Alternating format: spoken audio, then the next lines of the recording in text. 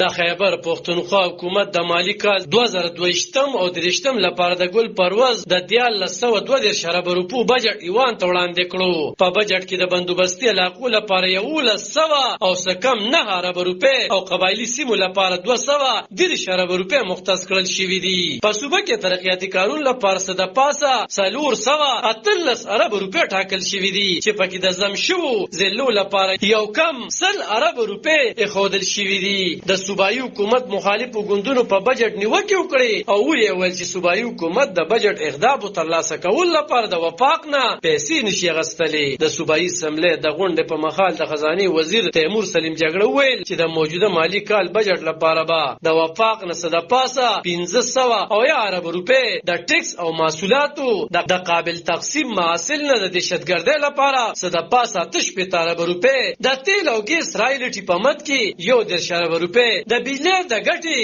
او بقایجاتو په مد کې سکم 2 ارب روپے به ترلاسه کوي او په بجټ کې صوبایي ټیکس او غیر ټیکس آمدن 15 ارب روپو تخمینه لګول شوې ده. نو موړي دا خو مول چې د نور صوبو په مقابل کې د خیبر پښتونخوا د ټیکس جمع کولو ادارې کې اشاره کم ده او صوبایي حکومت د ټیکس په مد کې خلکو ته ریلیف ورکړي دي. هغه دا خو مول چې د صحت محکمې بجټ د 15 ارب روپو نه سیوا کړل شوی او د ثانوي تعلیم بجټ د 20 ارب روپو نه سیوا کړل شوی دی. مونږ ته فخر دی چې اوس هم زمونږ چې کوم لومبه دوه شوبې دي هغه صحت او تعلیم دی او په کوم دوه شوبو کې چې بجټ تر ټولو زیات سیوا کړی شوی دی هغه هم صحت او تعلیم دی. د خیبر پښتونخوا په اسمبلی کې د مخالفو ګوندونو غړي دغه بجټ د خلکو سره یو دوکه وبلله او ویل چې حکومت په بجټ کې ټاکلي اهداف نشي پوره کولی ځکه چې د صوبایي بجټ زیات انحصار په وفاق دی او د پاکستان تحریک انصاف صوبایي حکومت توان نه لري چې د مرکز نه پیسې ترلاسه کړي. په خیبر پښتونخوا اسمبلی کې د عوامي نېشنل ګوند پارلماني لیډر سردار حسین بابک ویل چې صوبایي حکومت خو وکالت کوي او د مشترکه مفاداتو کونسل ته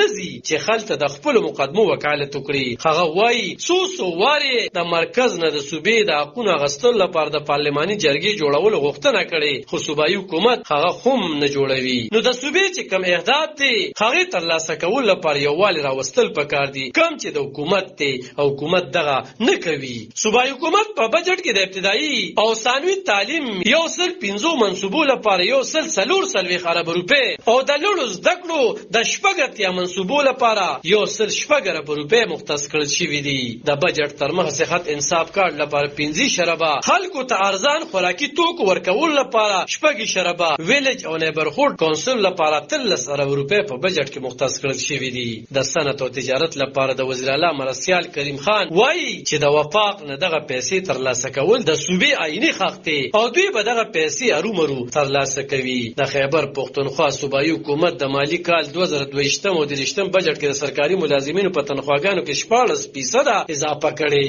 د دې ترڅنګ پنشن ترلاسه کوونکو ریټایر ملازمینو په پنشن کې 15% زیاتوالی راوستي. د بجټ تقریر تر مخه صوبایي حکومت به د دوران کې 3.0 ملازمین هم مستقل کوي.